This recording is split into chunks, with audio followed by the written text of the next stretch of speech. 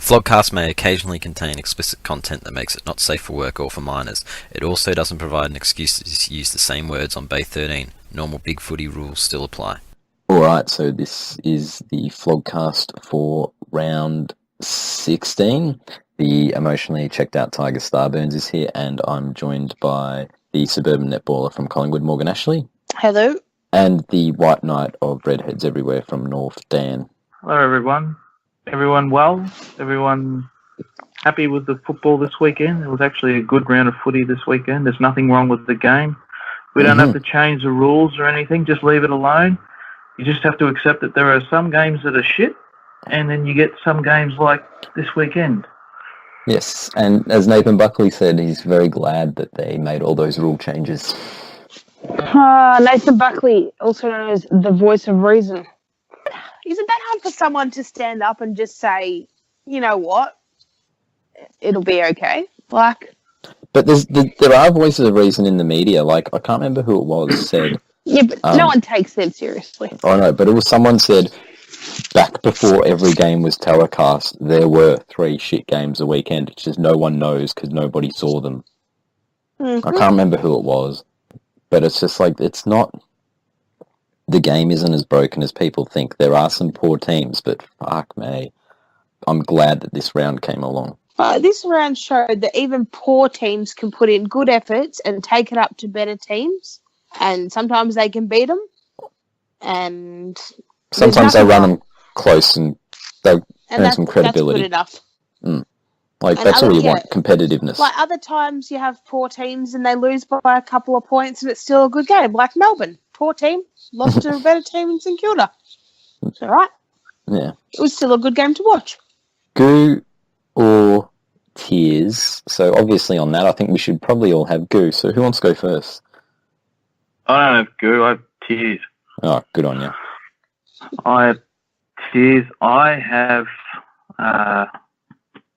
what was my... Oh, I've forgotten now. No, I had 2 lots of tears. Now I've forgotten which... Was one of them the fact that you threw the lid off last week and North capitulated? I didn't throw the lid off. Yeah, you did. Did I throw the lid off last week? Yeah, you did. Yeah, you even sent the lids off. Well, it wasn't a terrible game by North's part. You lost to a poor team. We did, but it was an entertaining game to watch.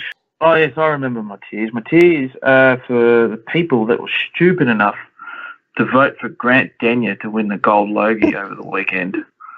Not only has this individual cheated death and should be dead, his stupid little quiz show got axed. So he's unemployed and he won a Gold Logie. Did that cunt seriously win? So I don't pay any attention to Logies. Yeah, I saw the news highlights for it. He won. He won the gold one. I watched it. So if we're giving gold Logies to meth heads on TV, when does Bomber Thompson get his? Samuel Johnson got his last year, and he looks like he spent a lot of time with the pipe. Am I right in assuming that this is just purely a popularity contest and people that's just what voting? That's like literally what the gold Logie is. Oh, well, what is wrong with people then? That's why you vote in TV Week, if that magazine's still around or if it's maybe just a website now. Still around, same thing. It's ridiculous. This is why no one cares, Dan. This is why you found out on the news and I still didn't know. Oh, they also covered good old Egghead's jokes at the Logies as well. But he got into a bit of trouble as well. His material was funny, but there are some PC social justice warriors that are just crying foul for the sake of crying foul. Did he make jokes about Indigenous people with red hair? No, he didn't make such jokes about that kind of thing, but he did make, I don't know, some form of sexist jokes. He was being interviewed at the airport when I was there this morning. He was too, yeah. And that's the thing. He was forced to apologise. He shouldn't have to apologise. I mean, but he said he'd do it again. Yeah, of course. Sorry, not sorry. The legend. Yeah. I'm sorry. Sorry, you're offended. As long as they keep paying me, I don't care. Well, that's exactly what he said. He said, I'm sorry if it offended people, but I'd probably do it again if I get another job. Fuck not given. He's worked all he's ever going to have to. He doesn't need that. He can do what he wants. Bert fucking Newton gives a shit. His son fucking beat women up to a pulp, and he's all And maybe right. he'll get the gold Logie next year. People more deserving of a gold Logie than Grant Denyer. I'm putting Barry Hall on the list. Oh, well, yeah, that's not comedy. What he said that went a bit over the line. We'll come back to that. We'll get there. Yeah. What was So your other that's tiers, Dan? the first part of the tiers, and then the second part is the continuing odor of shit that lingers with my football club when it comes to recruiting top-end talent. I don't know what the problem is. Our money is as good, if not better, than anybody else's because we're offering the most, and yet no one wants to come here. Maybe you have Zimbabwean dollars. No, 5 million over 5 years in Zimbabwean currency. Real money. Okay? It's not. It's South And lots African, I'm of it. convinced. It's South African. 1 million South African rand, which is like $72,000 or something. What's wrong with... Why does no one want to come here? Because you're not a destination club, despite what Brad says. Well, it's clearly not, but why is that? Well, you're going after targets that aren't going to leave. Like, you're being why used. not have heaps of money? Lots of money. You're going after players that aren't valuing that. Like, that kid... Well, you should. That kid was not going to leave our club. We stood by him when he fucked up multiple times. Why do you want mercenaries, Dan? The kid wasn't Mercenaries leaving. with premierships. Have you looked at Hawthorn? Their team is filled with mercenaries. Did And they've won they- like 4 premierships in the last Which 10 ones? years. Lake and Burgoyne are the only two they brought into that from other clubs. And Frawley, but he was... Gibson, Hale, Burgoyne, who else? Gunston. Stuart, Gibson and Hale weren't Dunstan. mercenaries, Dan. They were just... That was them pulling wool over your eyes and sending you sad as fuck players back. That was them lolling at North, I think. I just don't understand why you can't... Why can't you act like a professional club and do deals in fucking secret? And like, We do deals in No! secret. It's managers. Well, you don't, because with Dusty, you basically said, here it is. You laid it all on the line. you might as well No, have put a fucking ad in the paper going, guys, dear Dustin, we would will have give as much you success 1.5 million. Help wanted. Listen, it's not the club's fault that this stuff gets out. It's the managers. They want to up their players' contracts deals with the club that they're at. And if by putting it out in the media it gets them an extra 200K, 300K, or in Dustin Martin's case, an extra 800K, then do it. 800K. De Goey only signed for 2 years. There's no way he would have got an extra 200k out of it. No, you know what? It's not the manager's fault that they're leaking the numbers North are offering. If North should just stop offering obscene amounts, or if the numbers aren't true, like every fucking North idiot wants to say, North should deny it because the reputation that no one wants to go there is worse than disparaging. And it doesn't get out. How do you discreetly do it? And then the manager just puts it out in the public domain. You can't. These things always get out. Maybe don't fire off with your best offer to begin with on De Goey.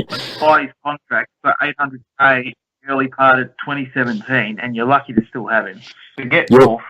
Any other club should have him if you're just going to offer him 800k at the start of 2017, and you have to come to the ballpark and offer him 1.3 million.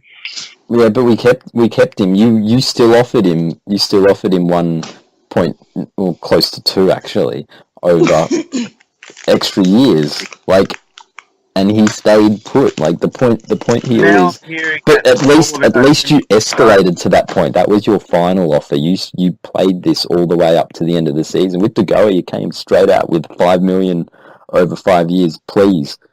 And he couldn't have said no any quicker. News comes out that we chased De Goey, and then like 3 or 4 days later, De Goey says, "Nah, right, I'm staying. I'm loyal. I'm a good guy." Do you know how these things work, though? The T's crossed and the I's dotted. That doesn't happen in the case of a couple of days normally. He was settled a couple of weeks ago before this story broke. Him and Collingwood were pretty close a few weeks ago. Put the news of the offer out in the media so that they would get an extra 100k out of the deal. We are not some fucking Mickey Mouse club that's given in to North, mate. We're not going to up our offer just because dollar signs down the road is going to spit money at him. We were trying Way. 500k, and the offer went up to 700 once he signed the contract. No one takes you seriously. That's the problem. We've got bigger fish to fry than that. We're listen, not wasting 200k on him. Are you suggesting that the offer you offered him before the news broke out of North's offer was the same offer that he signed? Yeah. Oh, that's naive. You must be joking. If you think they renegotiated a contract in 4 days, then you are naive, buddy. No. So him saying that he's going to be loyal to Collingwood 3 or 4 days after the media news broke out was just a coincidence. He didn't even negotiate on years, mate. He just took 2. Didn't even want 5. If North offered $5 million over 5 years and that was on the table, he's clearly taken this offer to Collingwood before the story broke, and he still settled. Why did the news come out into the public domain? It wasn't because we don't tell everybody what we're doing, so they didn't know that he'd already signed, sealed, delivered with us. Because his manager put that out there because he wanted his player, his client, to get the best deal that his player can get. It's branding. He becomes a loyal player who turned down a truckload of money to stay at the club and do right by the club that did right by him. Faith. Wow. Look at the evolution of him as a player. And if he set it up for in 2 years' time, how loyal is he? How loyal a player is he? Yeah, he needs to be repaid for when he showed faith in the club now. Now he has Collingwood did right by him. He did right by Collingwood. Now they're even. Pay him. Maybe you should offer him $5 million over 5 years in 2 years' time, Dan. Or maybe it'll be more. Maybe we should just play hard to get and just not offer players. We've got all this money here. Come to us and ask us how much we can pay you. Blank check. We're giving away a blank check, but you come to us and tell us how much you want instead of us. I seriously hope that we are not offering Andrew Gaff $1 million plus a year. If you leave the blank check offer out there and players come to you, you play hard to get. The only person you're going to get is Gary Ablett Jr. Well, apparently, according to you, he's going to retire during the season. Is that still going to happen? Is it? Oh fucking hell! Are we? What were your predictions, Dan? Jake Stringer 10 goals on Anzac Day. Fuck me. Carlton for the flag. No, that's Carlton for the flag or for the spoon. Yeah. So brave. No backbone on that. So yeah, it's not good. I mean, no one wants to come to North. No one does. We probably got into Mark Murphy's ear as well, and he probably said no. Look, Dan, you're going to get Gaff. It's okay. No, I don't want Gaff. Fuck Gaff. He's a stat merchant who plays on the wing. You could do with a nice, decent outside mid to go with your fucking. No, I don't want a decent outside mid. But that's what you need. Changing midfielder forward. I don't need a stat merchant. Don't you have forwards coming out your ears? Mm-hmm. You need midfield polish. Higgins is the only midfield polish you have, and he's pretty old now. Is not polish. He's a better version. Gaff is all polish. No, he's not. He's not the sort of player you offer $1 million plus to. He's a stat merchant. But he's not a player you offer $1 million plus to unless you're North, and you have offer to do that. McGovern. Offer $1 million to McGovern, not Gaff. I wouldn't offer McGovern $1 million plus, but I'd be more inclined to offer him that money. Who would you offer this money to? Who would you give him? You were going to offer $1 million to a player that's played like less than 50 games, mate. Yeah, but everyone knows De Goey is going to be the next big thing since sliced bread. Well, nobody knows that. What if he doesn't? Well, that's the risk you take. I mean, everyone knows that Gaff is just shit and De Goey's going to be. De Goey, Dan's right. De Goey has it all. He does, but like he's at A level.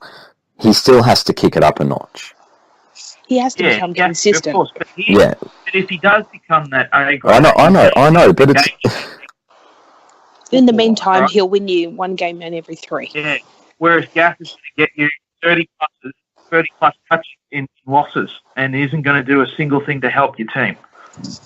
He looks good, sure, but the team is still going to win and lose 50% of its games every year. He's not worth $1 million plus. Can I have Goo yet? Is it my turn? No, I'd love to load North a bit more, and it is very funny. Hang on, before you go to your goo, Dan, you did get one signing this week. We'll transition into it since it's happened. You did manage to land one target. Who's that? You got Gubby Owen. Hopefully he will sign Gaff for $1 million because he signed Chris Main for $500,000. He's gonna trade for Tom Boyd and take the whole contract. You're going to get David Mackay for $1 million.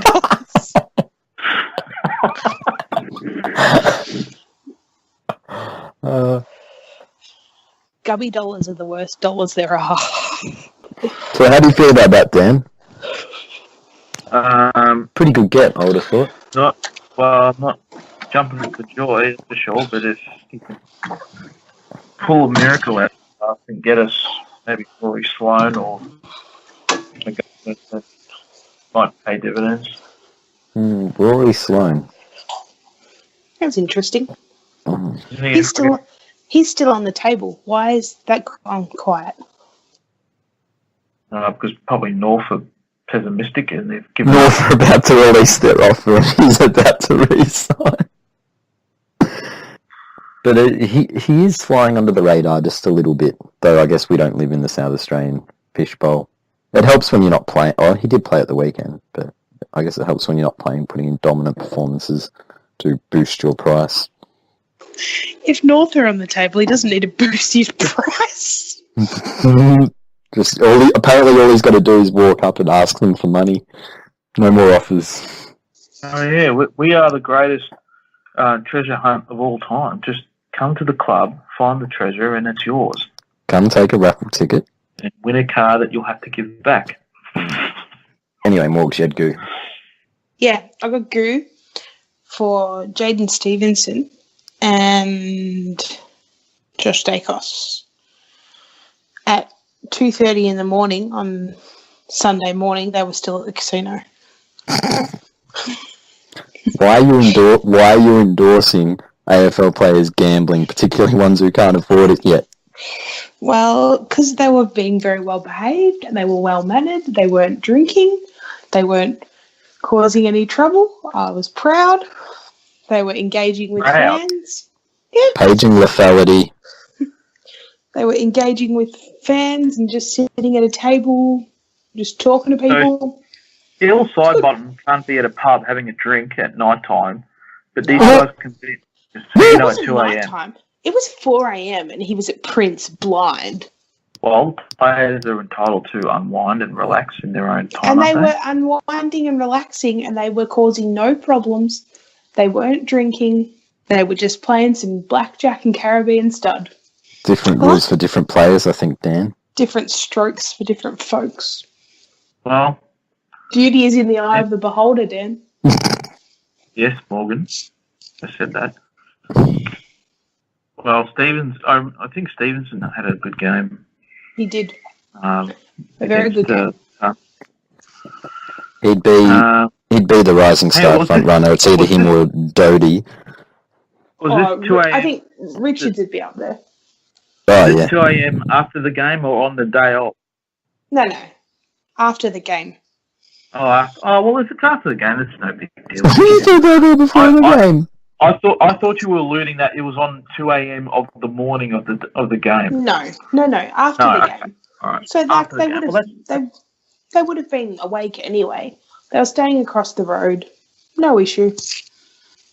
Oh, and I got a photo with Jack Crisp at the football, and he was lovely as they went around the boundary line after the game. I got a selfie. He didn't have his dick out, but that's okay. For those people who are aware of the rumours.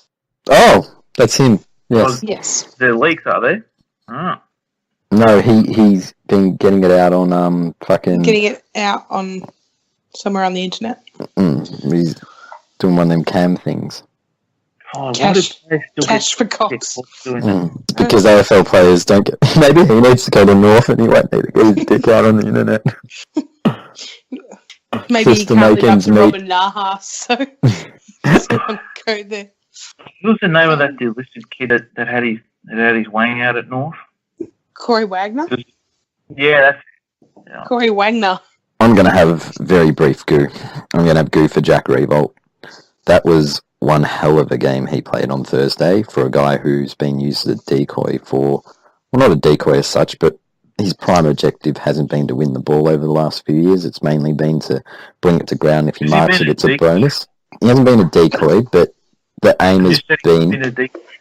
Yeah, there was the wrong choice of words. His aim has been to bring the ball to deck as much as possible, and if he marks it, it's a bonus. Well, on Thursday night, he didn't drop anything. He marked everything in sight. It was just one of those classic key forward games, and it was fantastic to watch. Yeah, I think Jack's been very unselfish in the last couple of years, which is surprising given where he came from. He had a bit of the Richos about him early on, and he's gone from that to being a role player. And on Thursday night, we've seen what Jack can be. And he didn't change his role at all. It's just that in this case, it all played out. Someone's got to shine any particular night, and on Thursday night just happened to be him. That's the way it played out. And it's good to watch. Let's go to the games. We've been on Goon Tears for a while. We'll begin with Friday night and Geelong versus the Dogs, which... Morgs, was it nice to see the Bulldogs get a win on Friday night? You know what? It really wasn't. I wasn't wrapped, but then again, when I think about like our positions on the ladder and stuff, everything this weekend went the way that I would want it to go. All those teams that were close behind us dropped back a little bit more. So for that, I was grateful, and it was amusing, the ending.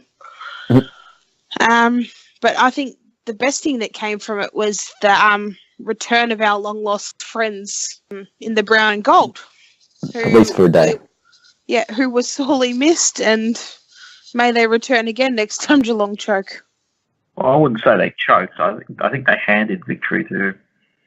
No, the Dogs outplayed them and really probably deserved to win, except that they let Geelong basically pinch it the same way as the week before when North did. How do you figure that they deserve to win? They said a week ago that we weren't going to mess it up again late in the quarter, and they allowed Harry Ablett to kick a goal with 30 seconds to go, and then they let Harry Taylor mark it 30 metres out.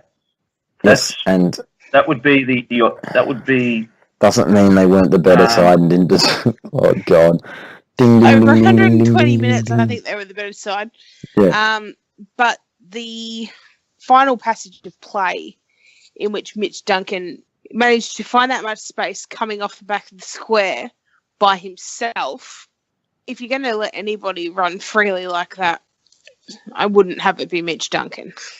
No, you'd rather it be Dangerflog. Yeah. Because he'll kick it back to you. Danger Spud, because at least, he'll turn it over. You kick it to the Mitch Wallace type. You don't kick it to fucking the best kick in their team, who managed to size up his options, not go to where the Dogs had all their numbers, and kick it to the advantage of Harry Taylor. It's just a shame that he could not kick the goal with 16 people on the mark, which I think BT wanted to make out to be something a lot bigger than it was. They were all standing behind it except for one. That's not on the mark. Fucking hell. Well, that would have been funny if the umpire awarded a 50. Oh, God. Especially if it turned out it was wrong on the Monday. Oh, that would have been even better. Only way it could have been better is if St Kilda were on the receiving end. But he didn't even give it a chance, though. It was just like, how... That, like, I reckon, I literally think that many guys standing within that vicinity got into his head a little bit. Yeah. Well, if you're not used to it, then yeah, it probably does get into your head a little bit. He's put it way too far out to the left. He's almost leaned back on it too much, like he's trying to kick it over all of them at once. Look, it worked, so they won, and Geelong, only by pure luck, are Geelong still in the 8 after dropping that one. As Morgs said, all the results fell not only Collingwood's way, but Geelong's in that case. If you have a look at their run home, they've got, I think... They play us again at the MCG. At the MCG. They've got 4 more games at Goomba Stadium. And Goomba Stadium. That only takes them to 12 wins. Shithole stadium. And I don't think Goomba. I like Goomba Stadium, and I don't think that 12 wins will get you into the finals. No, no. 13 might not. 13 might not. 13, so you're going to have 13. to pull out a game somewhere else. And that, it doesn't look like they have the easiest run home of the teams that they don't play at Goomba Stadium. Look, and as you said about some of the results of Collingwood getting clear, like it is a crazy looking ladder. Like Port are in 5th, 6 points ahead of the Giants in 6th, but the Giants are 6 points ahead of fucking Essendon in like 12th. There's a gap opening up between the top 5 and the rest, and then there is just this fucking clusterfuck where all it takes is win-loss, and it's just fucking leapfrog musical chairs sort of thing, and they're all going to get it. They're all going to play each other. So, Geelong had a chance to break clear of that group, as did so many other teams this week, and most of them failed the test. All 4 of the teams that are on 32 points, 8 wins, all lost. So 7th to 10th, all lost this week, which gifted GWS a spot in the 8. And brought Essendon and Adelaide back into the season, which all of a sudden puts pressure on them because there's teams coming behind them. They're not only fighting themselves, which they thought, but they're actually fighting the ones chasing. And here they were, I think, thinking that they could still challenge for top 4, but now they've got to worry about what's behind them. It all makes for a very interesting end of the year, which I think is fantastic. Yes, it's going to go right down to the wire again, and as we hinted, Melbourne in the last round of the season against GWS. Yeah, that's looking fantastic. There's probably another one in there too that, like, we'll see them as they come up. These 8-point games, these literal 8-point games are going to be more common. Sydney play Hawthorn in the last round, which is also, I think that'll be interesting.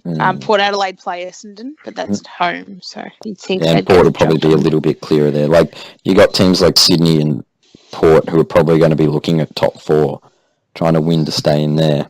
Round 22 looks more interesting to me than 23. Adelaide play North, West Coast play Melbourne, GWS play Sydney, Collingwood play Port, Richmond play Essendon. Interesting round, that one. Those last 2 rounds are going to shape a lot, like, assuming everyone's still in the running, and most of those teams will be. It'll be hard to drop a straggler from here. Anyway, let's go to the next game, and we did mention teams on 32 points losing. We'll begin with Melbourne. Yes, please. Banana skin game, as we called it last week, and, well, they just absolutely fucked this one. It's bad enough they let St Kilda win, but they let them win on the MCG. Ground they don't play on. It's not just that, it's that they just let it happen. They let them score 119 points. Yeah, it's not like, with all due respect to St Kilda, they didn't play particularly well. Oh, there is no due respect to St Kilda. They've shown fuck all this year. Like this is the sort of football that wouldn't. The way St Kilda played, I'm not sure they would beat Brisbane. Apart from Max Gawn, who did everything he could, Melbourne were pretty much as heartless as at their most heartless on Sunday. That's fair. Like it wasn't a brave loss. It wasn't even being outclassed. It was simply, we just do not care enough today. And they nearly pinched it, but that was more through luck than anything else, really. They need a camp in the desert, as we sort of discussed last week. They need to build some fucking resilience. I don't know what they thought they need to do, but I wouldn't be a Melbourne supporter for all the fucking money in the world. No, it's just, it's going to end in tears. They've just, culturally, they are in a doom cycle of sorts. And this is why, at the start of the year, I said that they wouldn't make the 8. They have not shown anything that has been any different from any other year. They just ride that roller coaster of we think we're good, oh no we're not. We think we're good, oh no we're not. Like Max Gorn said on the news tonight that people say that they've been drinking their own bathwater. Like, they know what people are saying about them because it's fucking, they don't do anything about it. He also said, I don't know why people say that. And it's like, well, I think we all do. It's fucking... That shows very little awareness if you don't know why. It just comes back to the fucking cancelling of the camp as well. Of all the clubs to take a soft option on something, Melbourne can't afford to do that. I can see another team doing that and maybe getting away with it. Like, if Sydney ever wanted to bail out on that, I could accept that. But Melbourne, no. They don't seem to want to change, or they don't know how to. They're talented, but there is no heart. They are a heartless club. They have no soul. No basically. soul. The writing was on the wall when they all bitched about pre-season camp. Yeah, absolutely. That's not about that. A playing group who falls over like they do, who are prone to those sort of fuck-ups like that, drifting in, drifting out sort of thing, has to be prepared to do the hard yards, whatever they are. Complaining about it and getting the PA involved is like the opposite of that. Pussies. It's not like you're going to be blindfolded on a bus somewhere. Well, I think it would be fair to object to that, but look, I don't know what else there is to say. Do we have anything else to say? Was anyone actually good for them, or...? Gorn did, Gorn. He just got behind the ball and he worked from side to side and marked everything he could that came near him, and the other P-Hearts fucked it up going forwards, basically. But St Kilda, look, they've won 2 in a row, but I don't think anyone's convinced, are they? By a total of 4 points. Over probably the side going the worst in the AFL at the moment, and the side that... Gold Coast. So they haven't scored over 100 points since the first round against Brisbane, and Melbourne let them score 119 points. On a ground that they're not used to playing on. I think we're letting them get away with it very lightly here. Oh, we are, but I think it's gonna... There's so much to get through, and I think it's gonna come up again. Like, I don't think this will be the last time we go, oh, fucking Melbourne doing the same shit over and over again. Just Melbourne fucking up is what they do. I mean, is it not? Like, this side averages 66 points, and they let them score 119. 119. Like, from round 10 to, well, maybe, I don't know. Over the last few rounds, they've been the worst side when it comes to letting people score from inside 50s. Their defence has absolutely shat the bed. But this is the thing with them, that the whole run-on goals thing isn't new, but it sort of disappeared in that golden month they had early in, when they were May premiers or whatever. When they won 6 in a row, everyone was sucking them off left, right and centre. We won 6 in a row, and it was, oh, but who have you played? Get fucked. 6 wins against 6 shit sides is worth the same amount of points as 6 wins against 6 good sides. And yeah. Dickheads. Another team that lost their opportunity to really make the most of Geelong's loss and stay in touch with the top 4 and really set themselves up was North. I blame Dan, personally. Yeah, why? Dan, you took the lid lid off. North have been shin-bonering it all fucking year. Did I? Yep. Just being honest battlers that aren't the most talented list in the league, but they get it done because they're disciplined and they're consistent, and they will make you work. They kicked, because they kicked a lot of them.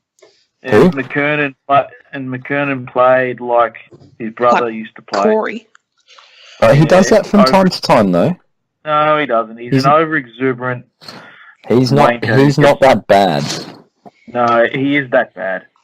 Not since he got to Essendon. He's a journeyman, fringe player. He's a journeyman who's been to 2 clubs. How much would North offer him? You need a key forward or a tall forward. No, we don't. We don't need a key. We don't need. That's what you said. I said a midfielder that can play forward. Is that what he said, Morgan? Yeah, he said a forward. He said forward. Need a forward? We've got forwards. That's what we said. That was our fucking comment. I didn't say we needed a forward. I said we needed a forward mid, and we needed a game changer player. Right? We needed a match winner. We don't need key position players per se. We don't So you need an Andrew Gaff. wing players. We don't need Andrew Gaff. Fuck off with the Gaff stuff. We don't need Andrew Gaff. We don't need stat merchants. And we don't need shit trucks like Sean McKernan, who play one good game a year or two good games a year at best. And they end up... He's already played 2 good games for the year. Making sick of themselves by just being over-exuberant and yelling and putting their arms in the air and acting like they're the shit, but they're not. So you take that out. You take out all the fluke goals that they kicked on the weekend. They don't win. Oh, so they got lucky. Very lucky. They did. They actually did kick a lot of fluky goals. Frustrating because that they threw everything at us. They were pretty good, and they came by a few goals. Should have won that game. I said earlier this season, I believe when I was on here, I said both Adelaide and the Giants, when the time comes at the end of the season, will miss the 8 and they will regret losing to Essendon. I'm going to throw North into that basket because I reckon all 3 of those teams might just miss out by maybe the Giants will sneak through, but the other 2 might miss out on the basis of one game, and when you look back at the shit game that they lost, it'll be the one they lost to Essendon. How can you say it's one game when it's only 4 points or 0 points that you gain from a game of football? Why is it that Essendon? That 4 points that you could have had will be the difference between making finals and not, I reckon, at the end of the year. There's 4 points that we could have had early in the year against other clubs. Yes, but when you look at your season, you'll go, which game was it that we really? And every team has this when they go close. Which game was it? Back at the Essendon game. We'll probably look back at every other game except for the Essendon game. Seriously? Who's beaten you this year? The Gold Coast Suns in the wet. That's probably that's the only shit team that you've lost to. I don't understand how this loss to Essendon carries more Morgs, weight. do you get it? Yeah. No, I don't. There's 4 points up for grabs. I know, but there's teams you should beat, and there's games you should win if you want to be serious. Melbourne will look at the St Kilda game. Sort of scenario. I mean, I don't understand. We know.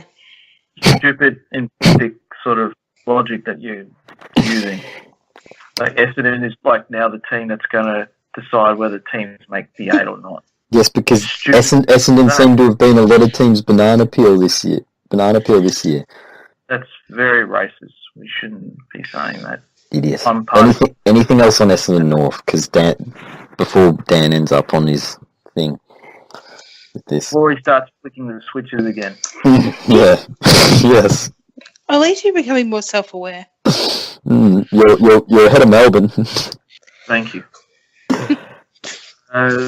What else is there in this game worth discussing? There's not much else worth discussing, really. I mean, The highest scoring half in a million years. But it was a good game, yes. It was a very good game to watch. Very high scoring. Stringer waved to the camera. Did he?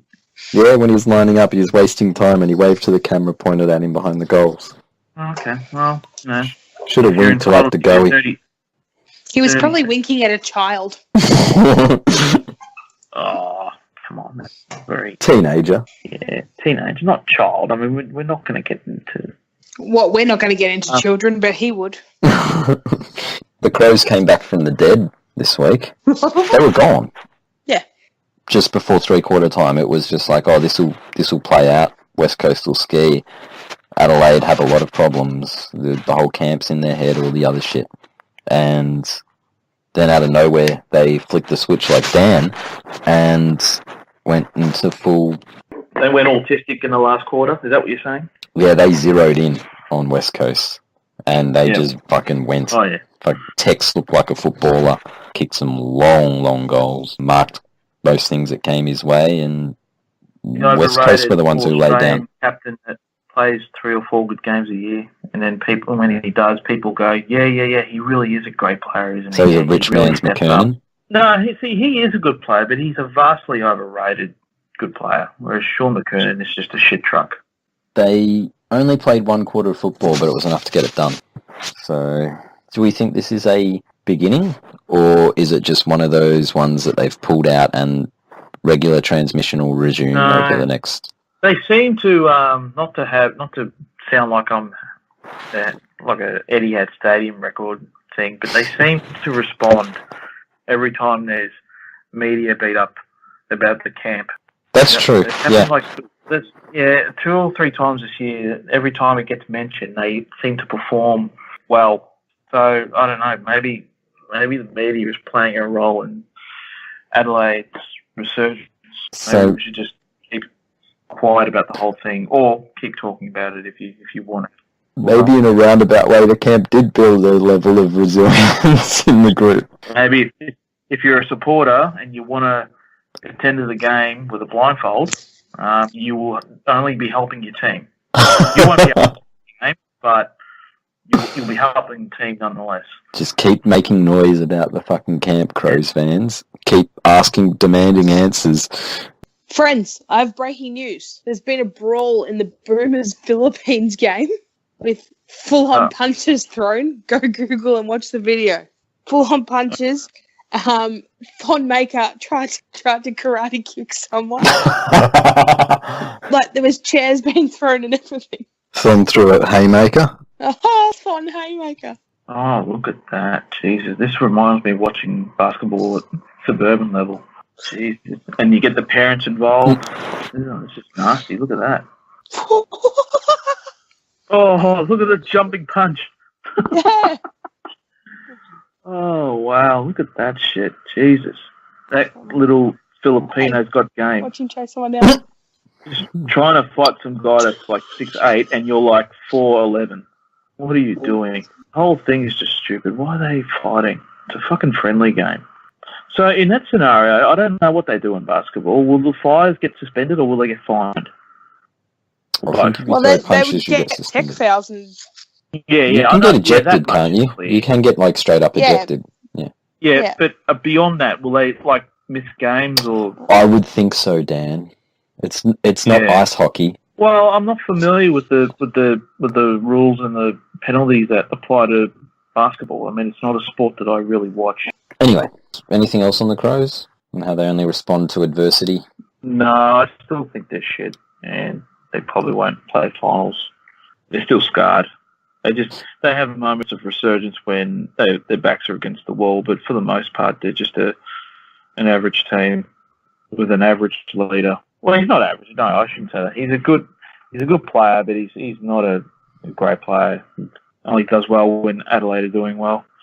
One other thing I wanted to mention, though, West Coast now lost 3 in a row. Morgs, do you reckon it's possible for them to still win the spoon from here?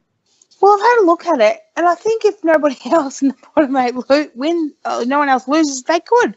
They could just slide right down. They don't win again. They could absolutely challenge for the spoon.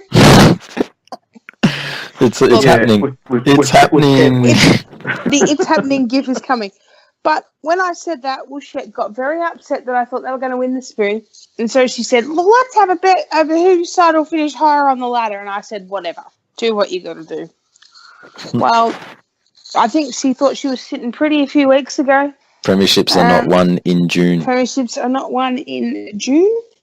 And so she went and added it into that spanked bank or whatever, that thread where bets are kept track of. Well, if things can maintain the way they're going, I'll be fucking bumping that. Don't you worry about that. At least we're in with a chance now. Let's go to the last team to stumble on the 32 points for this year, which was Hawthorn losing to the Giants. Giants. Oh, Penal, what happened? You're not here, Penal. Those Hawks are... You're not here, Penal. Penal's been quiet, guys. He hasn't had much to say. He's been drawing pictures. What about Matrox? Did he talk about the Crows' comeback? Yeah. Poor Matrox. Tom Mitchell got 50 disposals. No, second time this year. Would you have him at North, Dan? Well, obviously, I would have him at North. He's a stat merchant. Again, it's a stat merchant. Yes, he is. Does he really do anything damaging with these disposals other than just accumulate big numbers? Well, he got a lot of disposals, but it didn't seem to do much for them. So I don't know. You tell us. Well, that's my point. I mean, if he's this really like, if Dustin Martin has it 50 times, and he's probably going to kick 6 goals. If Dangerfield touches it 50 times, he'll probably kick 6 goals and have 5 goals. Pendlebury had it 50 times. There'd be all sorts of handballs in there. Yes, all sorts of handballs that hit the target, and they'd all be wonderful. Mm. So 50 disposals and didn't get a win. Must have been pretty effective. Yes, Rockcliffe-esque. Bucks was right.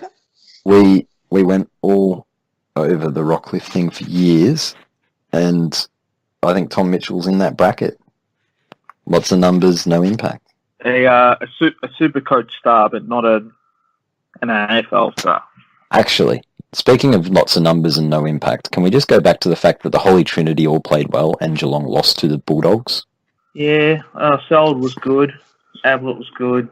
Was Danger good? He racked up over 100 Supercoach, so he must have had a bit of it. Oh, yeah. Kicked a few goals. It helps to have valuable midfielders who actually use the ball well. Yeah, but it also, it's not the be-all and end-all if they've not kicking it to anybody decent, or the people they are kicking it to can't kick the goals. That's true. But the Giants were the more inaccurate team of Hawthorn and GWS. Look, they've done pretty well. They beat the Crows with a few injuries. They beat Hawthorn without Cameron. Their midfield's back, but they're treading water enough that if they ever get a decent nucleus together, they'll be in that position. They could easily do a Bulldogs come finals time. No, I'm not convinced. Well, they're in the 8 now. It's their spot to lose, Dan. And their next 3 weeks will determine their season. They're a good home and away team, but they're not a good finals team. They don't play well during the finals. Yeah, but people said that about Port Adelaide 15 years ago. They were chokers. People said that about Richmond before last year. You're shit until you're not. Yes. Well, this team will always be shit when it comes to the finals. And we've been saying about Melbourne as well. They are heartless and shit and all that until they're not. But they are, though. It won't be that way forever, is the Bullshit. When it is ingrained, they don't have a culture of being shit, GWS. They don't have a culture at all. So they can change their non-culture. Melbourne are destined for the same. It might take Melbourne another 30-odd years, but this is what I mean. It's how quickly the improvement comes, how quickly the slide comes. Like Carlton did it in reverse. Went from buying flags to laughing stock, and they can't turn it around. Richmond beat Sydney on Thursday night. Feels like ages ago, but feels like it was the last round. Yeah, it does. As I was asked before we started, did you go to the game this week? Again, I said no. Did you go to the game? You fair weather bloody Richmond supporter. I forgot I even went to a game this week because it was so fucking long ago. Look, we were pretty good. Jack obviously played well. One thing I really do want to touch on, and we've mentioned it a few times here, but Buddy Franklin. Now, it was the stage off. It was the diving contest between him and Rance, and clearly Buddy took the points in that regard. But why is it that everything Buddy Franklin does gets glossed over? He fucking elbows in the fucking throat, or puts a forearm in the throat, and apparently it doesn't even constitute low impact, which would get him a week. It's just like Buddy sanctions. Yeah. I thought it was a push. No, it was worse than that.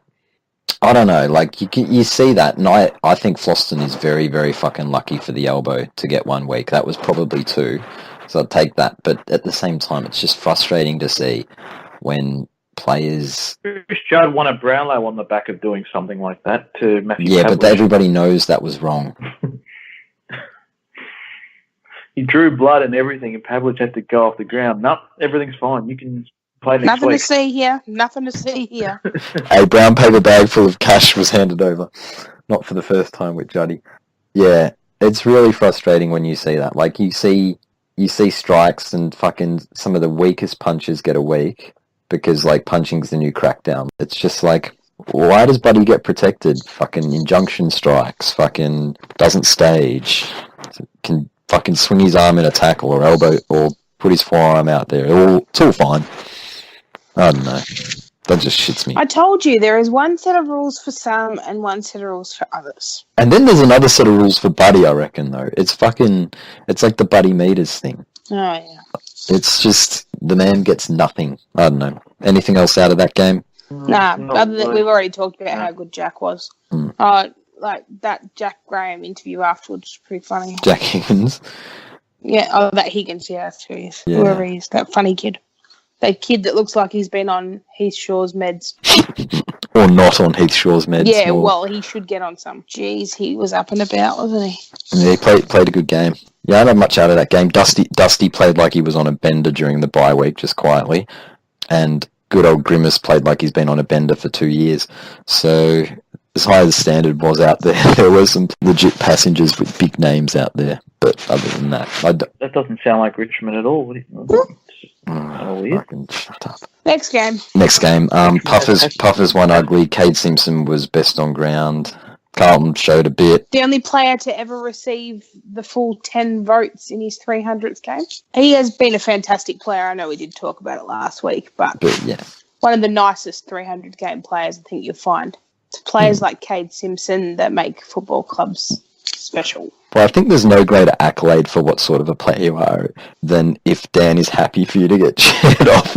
And if people who hate Carlton can say that you're a great player, I would have been happy to have you at my club. If Dan thinks you've earned your cheering off, then you've well and truly earned it. Is this your way of trying to find out whether I approved of Cade? You already approved. You You did. approved last You did week. already. Yeah, I did. Yeah, that should just apply to anyone that plays 300 games, I think, particularly these days. If you're playing 300 games, then What if there's obviously Andrew Gaff a gets club there? or clubs that think that you're good enough to stick around that long, then you must be pretty good. So when Lyndon Dunn plays 104 more games, Fuck off. Fuck off. Andrew Gaff. What happened? Andrew Gaff is on track for 300. No, he's not. Yes, he is. He's not. How many games has he played? Oh, no, he's hardly missed any. Well, tell me Really how many conf- games he's played. Trent Cotchin will get to 300, Dan. How many games? 170. 170. Well, so he's still got He's only another 26. Yeah, he's 130 to go. he How got many will drafted that the take? same year as like Heppel and fucking David Swallow and Tom Lynch. I think they've got a bit of football left in them. We'll cross that bridge when it comes. We'll cross Until that another- bridge when he's on a North banner. Yeah. Shit. Yeah. Look, Andrew Gaff, no hope. Hannah Mounsey, good luck next year, Dan. Oh, don't say that. Come on. Who would you prefer, Andrew Gaff or Hannah Mounsey? The fact that I have to think about it is bad. Because Mounsey will have nothing to do with the men's team, although she probably should because it's a man. You're giving Oh, Gaff no I- credit in that discussion. No, look, I'll say Gaff because look, he is a good. He would add to the team. I'm just saying he's not worth the million plus. Beauty is in the eye of the beholder. Yes, that's true. But I want game-changing, match-winning midfielders, not stat merchants. Maybe he would change the game at North. Maybe he'll just collect cheap stats. Doesn't matter. No, you know what? We don't need to go over this. You're not again. going to change my mind on this. Yeah. We've talked about Andrew Gaff way too much. Let's move on.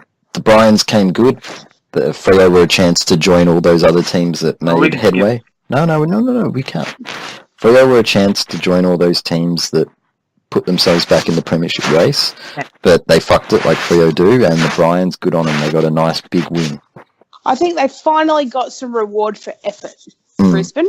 They weren't just beating up on some shit truck team like Hawthorn this time. And it wasn't just like a win at home. Like, this is a big win for a team like that.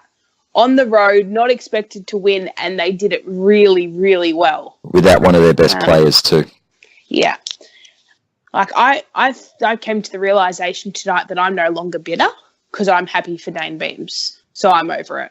Whee! Progress. Yeah. Like, I sat here strikes and all. tonight. Yeah, quad strikes and all. I sat here tonight and I was really happy for him. So, like, I've recovered from the heartbreak. Wouldn't have anything to do with being second on the ladder, would it? Yeah, I don't give a fuck. because we got Degoe and he re-signed. I got a photo with Jack Crisp, and I couldn't give a fuck what Dane Beams is doing as long as he doesn't play 100 games there. And the son that he had last week plays for Collingwood. Yeah.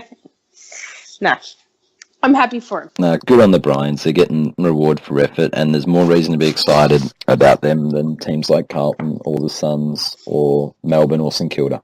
And what is good to see, and what deserves some credit, is that they learnt from their mistakes. They didn't just keep going back to the well and making the same drafting errors again and again and again and losing players hand over fist. They went there with a different strategy and recruited different players that were local, that would stay. And players with character. Yeah. The ones who want to be footballers, not just footballers in Melbourne. No. And on that note, we'll move on to the last game that we haven't discussed, which was Collingwood Gold Coast. Collingwood won very easy. You obviously saw it, but was there anything out of this? I nearly had a fight with a Gold Coast supporter. I didn't think that there was anyone actually passionate enough to care. Was it the one who threw his membership at fucking Joel Selwood? No, I don't think so. But this guy was a fuckwit. He was a dead set idiot. What instigated the argument? He was being a bit demonstrative. So every time I would vocally support my team, he would mimic what I was saying, or he would then take the piss out of those players. And I was just like, well, this is obviously all you have because you don't know who your players are, so you can't verbally support them. So you don't know them. Then he was like calling it intentional when it was out of bounds, which would be called deliberate if you knew the rules. Intentional is what you do when you hit someone. He was just a fuckwit. An absolute fuckwit. Well, and he only lasted half a game and he didn't come back. So I won. And so did Collingwood. Yeah, they're the demographic type of supporters that leave early too, those ones that are vocal. When they know the team's not going to win, they just leave. Well, he disappeared and didn't come back. So he probably left. But I was going to have Goo for Metricon Stadium. Parking there is a fucking nightmare, usually. But because I went with my mum, she is unwell and has a disabled sticker. So we took her disabled parking thing, and we got to park at the ground, like right at the gate, and it was free. Free parking for disabled people. That was good. I was happy with that. Now you know to take the sticker with you regardless. Well, I can't take it from her because she needs it. But oh, okay. Well, yeah. Well, don't they have two? Don't they give you two, or they only give you one? No, just one. You could probably duplicate it and make a copy. Dan, you can probably get one for your autism. Maybe you can get a pension for being a dwarf. At the G, you still have to pay, but at Metricon it was free. Anyway, talking points time, and we will begin with, well, we've covered quite a few of them. We covered Degoe earlier, so we won't go back to that. It was mentioned. Barry Hall. Oh, yeah. Barry, Barry, Barry. The best comment I saw was you can take the boy out of St Kilda, but yes. What the fuck is the first... And to be fair to Barry Hall, he has been hung out to dry a little bit considering all that went on in that. He made the stupidest comment of all, but the fact that it even got to the point for him making that comment... Why was this even discussed? I don't know. Well, if that was my husband talking about that, about me, he wouldn't just be fucking fired from work. Be dead? He would be out. That is terrible. He'd be needing a fucking disabled sticker. I give you the hot tip. Like I don't know if it's because I was female or not, but like it wasn't funny. No, like it wasn't a funny. It wasn't like a joke gone wrong. Like it wasn't funny. None of it was. It was just like what? Like yeah, I struggled to get the references to why Barry Hall thought that would be humorous. The only out that you can give him is the fact that Montagna was talking about it first, and maybe that gave Barry the green light to make references to the fingers and yeah. Well, this is the thing that I'm wondering is if Barry Hall makes that comment, is this a reference to something that we don't know? That was not something that ever crossed my mind until you said it. Mm. But given it wasn't funny, it wasn't something that would have any relevance. Like it was just a ridiculous comment. There had to have been some background to it. Yeah, and the background, I think, is we're talking fingers. If you think of a story along those lines that involves Montagna, there is one very obvious one from 14 years ago. Not convicted. But, well, he did it. He admitted that he did it. He didn't admit consent or whatever, but Montagna was there. Is it like that's the only thing I can think of that would cause Hall to make that comment, apart from the fact that Montagna is making the discussion at all, which he's really dodged a bullet from everyone, presumably not his wife, but everybody else in this. That Barry Hall, because if Barry Hall says nothing, are we talking about the fact that Montagna's talking about that on air, or are we not? Yeah, I think that. I think it's more the licking of the fingers. No. But if Hall never says anything, is Montagna getting hauled over the coals for it, or are we just thinking non-issue? Probably not. He might. I mean, it's... Yeah, there's something really fucked up about that. It's so St Kilda. It's just like, oh.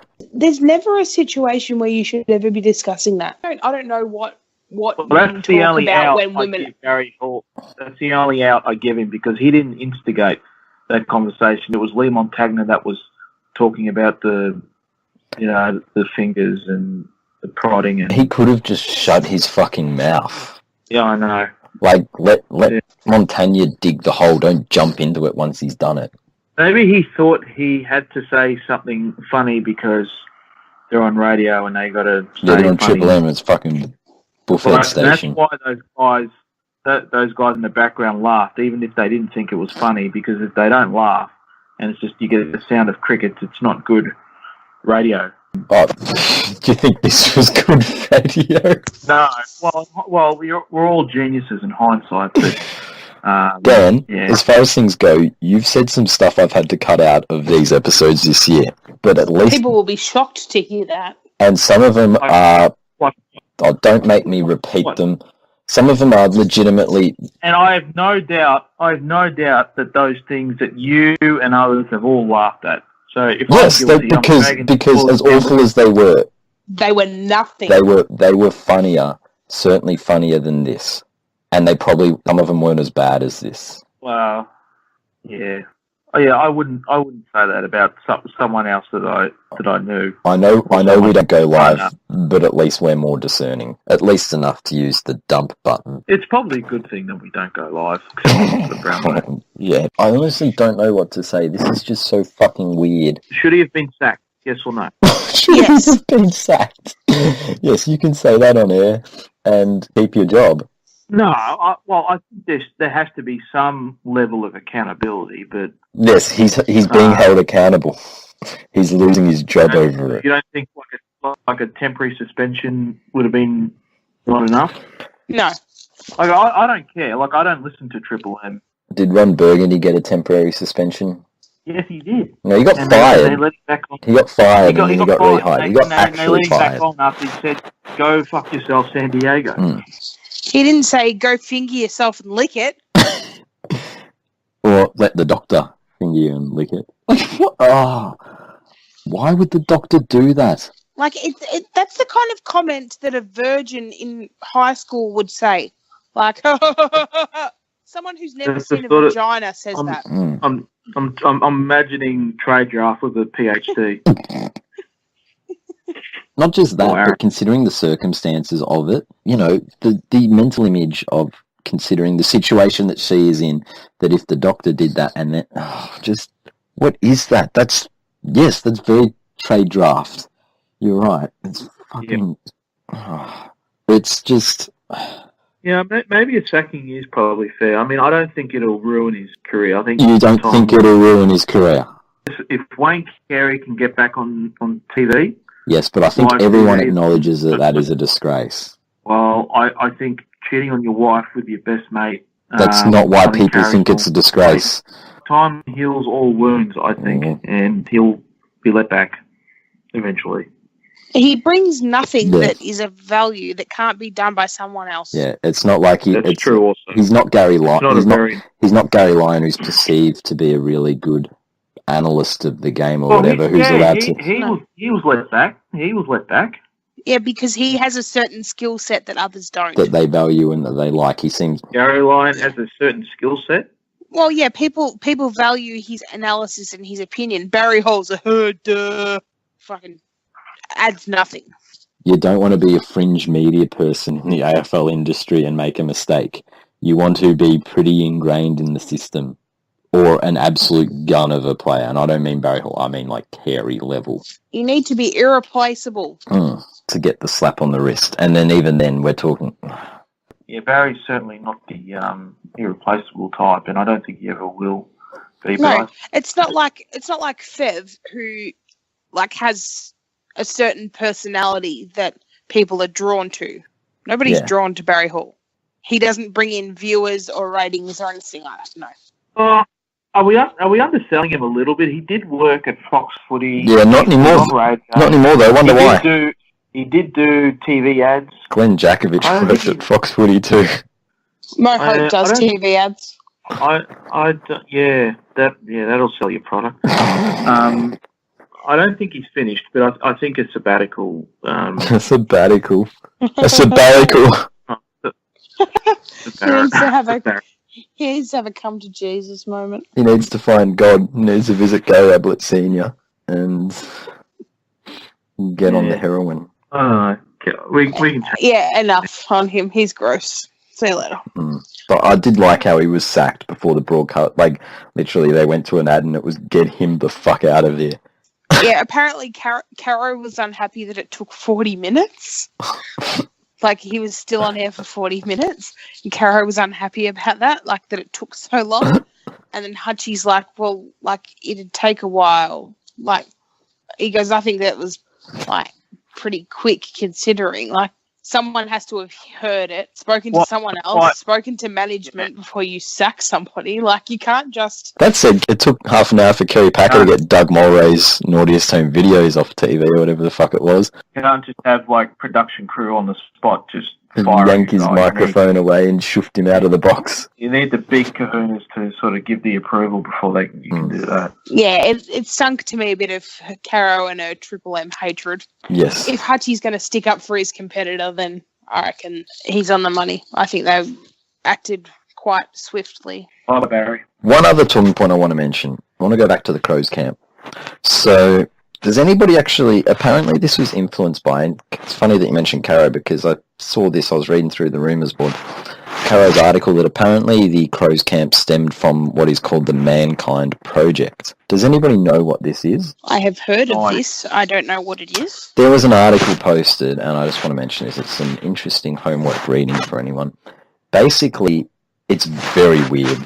These group of men, no women allowed, they go into the woods. Oh, it sounds good so far. Yes, they go into the woods and they strip down and they walk hand in hand through the cold.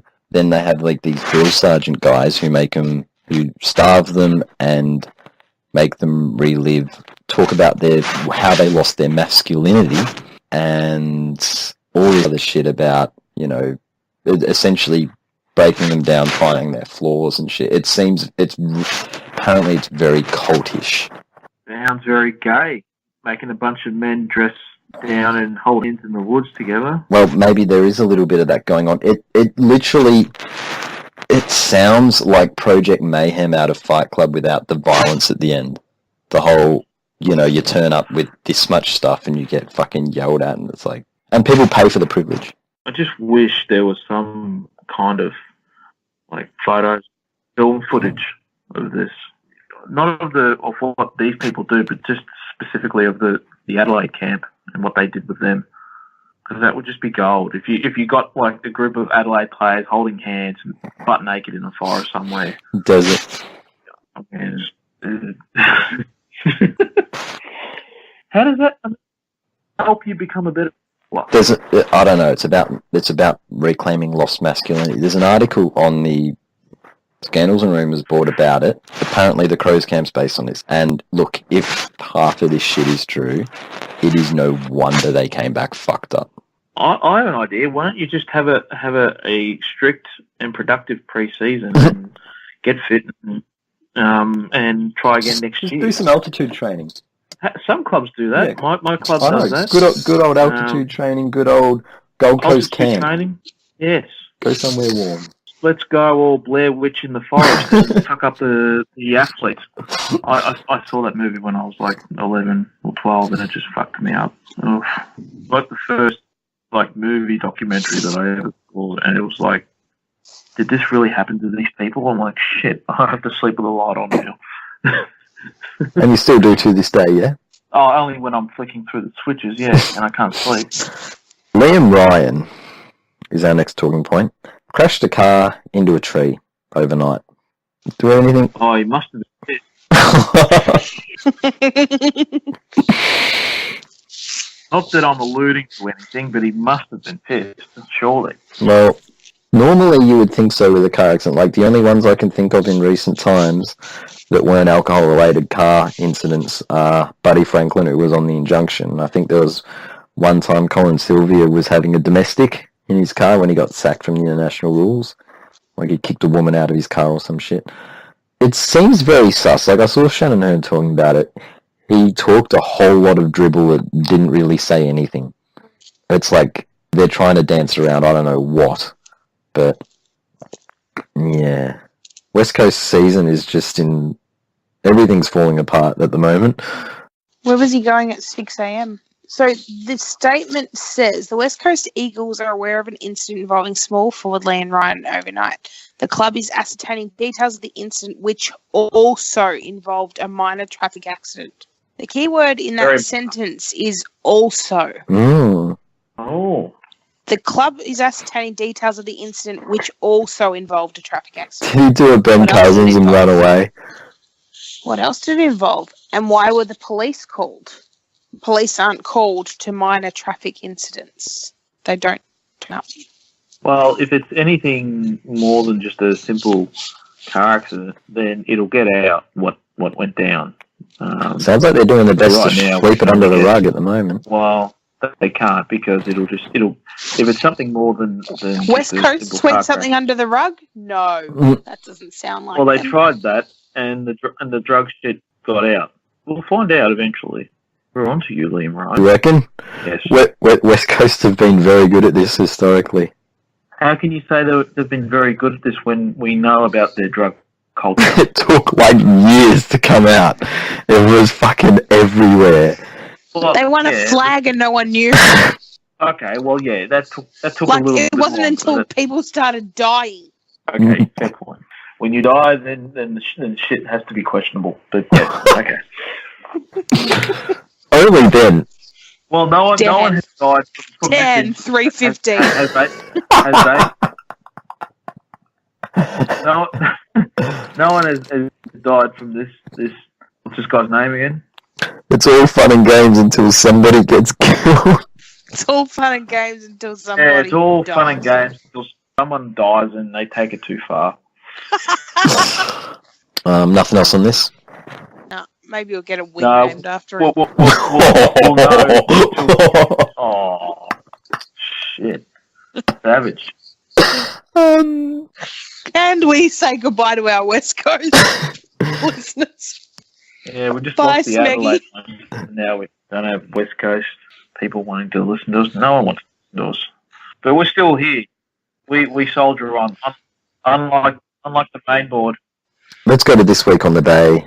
Thread of the week, what do we got? Well, I don't know if it's worthy of a nomination, but given I watched the bits of Bert Newton's speech at the Logies, I liked the old Bert thread on the Bay. I think it's on page 2. Yeah. Either of my 2 threads I made this week. Really making a late charge for some votes. Dan, you could take a leaf out of my book. No, I'll just make a stupid bet with somebody and hope that I get my 100 or 200 points. Oh, fuck. I can't remember what thread I sort of liked. I guess the LeBron James, the North Melbourne thread's not When the Scandals and Rumours board, I had to save it and he signed. I had to undelete it and move it to us. How much does he make a year? LeBron, on his next contract, 35 million, is it? 37 it's 154 million over 4 years. Oh, so it's 38.5 million. Enough to buy an off, Dan. Yeah. How about classic, but awesome. We get to play the Purple Puffs. Bold to start that thread as a Brisbane supporter. Did Tugger bump the Ross Lyon one? He did. There it is. How's Ross Lyon working out? I'm not nominating the thread. I just like that he bumps it. Someone bumps it. It's a double backfire. It's just they can all get around and tell each other how much it sucks to support their team, whereas the rest of us just go, yeah. But it fucks Fremantle more than anybody else. Vesti's thread, Mods, where he asked for another week's ban. I thought that wasn't bad. Stop the search. Cracking thread. I nearly nominated that, but I thought we don't do reach arounds anymore. So yes, we do. Just no one here starts threads. It doesn't stop anybody though. Who do you want to give it to or not give it to? The Bomber and the Beautiful. I don't know why Michael Christian is in there as Michael Christensen, but that's okay. Hang on. Here's a late entry on the main board before it gets deleted. From Robbie Gray 17. Is Ed Richards' season the most unprecedented since Oliver? Seen enough of this guy to know he will be a gun. Unprecedented. Well, there's no doubt that he's a very talented young kid. I just went and posted in that thread. I'm saying no one is worthy. No, we don't need to. We don't need to go that far.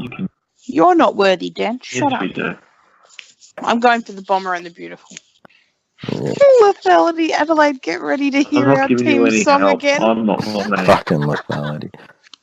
We like our team song so much. What good news this week. You'll get to hear it at the MCG in all its glory once again. Because we will win and they play the song when we win. Fucking idiot. We'll supply the blindfolds and the racism if you need this to complete your experience. Okay, that's not bad. That's a great OP. That's fucking great. That gets my nomination. Yeah, he can have that. Well done, Lethality. Yeah, just Thread of the week. Lethality. Thread of the week. It's got no replies yet. Vlog of the week. Who we got? All of the Richmond posters on the main board that are Didn't you do this last about week? the Alex Rance Photoshop thread. Oh, they're very sad about it, aren't they? I might have, but they're still it's a week later and they're still bitch. I linked you a thread, a close thread about one Richmond poster that was wailing about, none of the people in that thread would have the guts to say anything to Alex Rance. No one wouldn't say shit to Alex Rance. No one's shone as a footballer. They were just taking the piss out of him diving. You wouldn't say that to his face. Yes, I would. Why are your comrades so salty and whiny? I fucking know. If I knew why they were salty, I'd post on their board. Well, you should post on their board and set them straight. But why are they crying foul over the? I mean, it's been how long has he had that thread open for? The Photoshop thread. Teach has had that since June 11th, so it's like 3 weeks. I mean, get over it, guys. It's just a bit of fun. I don't know why they're getting up. They have the best defender in the competition. I don't know why they're so upset. Honestly, you think Smash's thing of We Are Everyone's Grand Final's bad? There are a whole bunch of them on that board who think there's an anti-Richmond conspiracy designed to keep us down, and the fact that we are good, everyone's trying to tear us down because they can't stand that we're good again. Like, Dan, go read the Richmond board some more. It's fucking insane. I've spent a bit of time reading the Richmond board this week. I'd feel compelled to post something on that board and then I'd just end up getting... Just make an alias and do it. That's what I did. I meant to ask, and this is going to come into my flog of the week, which is the blow-in cola from Thursday, Friday, McRobbie, who came in dragging his team board baggage over. Did you read the Swans board at all, Morgs, after the match thread in there? Because it sounds like it was entertaining. No, but I might have to. I spent a lot of time on the Richmond board this week, not posting, just reading all the cocksuckers who thought it was very funny that Treloar got injured, who then didn't find it so funny when Conker got injured. Well, he didn't say anything about anyone's list. Why did Conker get stretch it off over a sprained ankle. He dislocated Cock. it. It was pointing in the wrong direction, man. Ed Maxwell pointed in the wrong direction for his whole career. Okay. Morgs holding her own team, not bad. Wait until tomorrow night when I go to the fucking You're not even- mid-season review. They're not going to lose sleep over Conker getting injured, are they? Well, okay, if Richmond has one dud player, it must be Conker. He can't be an A-grader, surely. Why? He's played 100 games. There are lots of duds that play 100 games, Morgan. You know this. Stop pretending. Nobody says we You'll have be remembered everywhere. you'll be remembered as the guy that put his elbow into Devon Smith's head. Maybe so, Dan. I don't know. What's it to should you? know. He's a Richmond player, and you're a Richmond supporter. I forget. You're a fair weather sort of part-time Richmond supporter. I'm sorry. I'm asking the wrong person. I'll ask one of the noble, intelligent types on the Richmond. Yes, go, please, Dan. Go to the Richmond. Go and ask Shazza. Go to the Richmond board, Dan, and ask them. With your whole team of A graders, is Reece Conker the only one that's not? Go ask him that. Make sure you put it in the one that has no opposition supporters tag. I will get banned instantly, and you know that. I need some sort of Well, you were the one suggesting talking to them, so protection or shield or something. Impunity. Well, you're the super mod. Yes, impunity over there with your super mod privileges and just shit on them. just for the greater. why don't I just do it to the North board instead, Dan? Because you're only allowed to go over there and write North. That's enough. Plenty of people have done that. I've seen Collingwood mods do it. Reeve has done it. Morgs. I believe he might have had some flog of the week. I've got an honourable mention. And it goes to Trade Draft, who posted Nathan Buckley is cursed in every thread on the Collingwood board for the last 3 days. We get it, cunt. This is how you got 100,000 posts. You're annoying as fuck. What does this curse entail? Oh, what a shit. Did he elaborate? Oh, because of injuries. So did Buckley do anything to create this curse? Did he? No, well, apparently, this is all down to our our training surface and our medical staff and blah, blah, blah. So you built the Holden Centre on an ancient Indian burial ground. Yeah. Aboriginal burial ground. But Lyndon Dunn hurt his knee on the Gold Coast. But that's still the Holden Centre's fault. Oh, they're a special breed of idiot over there. Yeah, I hear that they might be bringing back the positivity and negativity threads. Well, look, I heard the idea was floated, and I'm all for it. I'll take the role of head of security in the black and white thread. Yeah, the black and white threads are back. Second on the ladder, they still need a black and white thread. As long as we have an injury list that's over 14 people, we'll need a black and white thread. Yeah, see, all the team boards suck, Dan. Especially the Geelong one. Some more than others. Total footy. Yeah, we haven't had to do a pact yet. We haven't had to prick our fingers and put blood in the middle. Hold hands naked. Yeah, I'm not fucking holding hands naked with the Collingwood board flogs. I've got a very funny feeling that Trade Draft posts naked a lot of the time, and I am not holding hands with him. No, he wears either naked or in a naked. No thanks. He's got to go to the toilet somewhere, Morgs. Yeah, well, when you post that often, you haven't got time for stopping. Dribbling it out your mouth. Who do we want to give it to out of that? We had the Richmond board, we had McRobbie, and we had Trade Draft. The Richmond board. I said the main board Richmond posters, but you can just... Well, Dan's nomination then. Dan's nomination wins multiple Richmond logos. All of the Richmond posters. That includes you. Oh, fuck off, Dan. All of them. Oh, I don't care. You're nominated. You, Croat Tiger, you're all in the same boat. Lethality. Next week's games, Dan. Colas versus Cats. I think it's your turn this week, Starburns. Just quietly.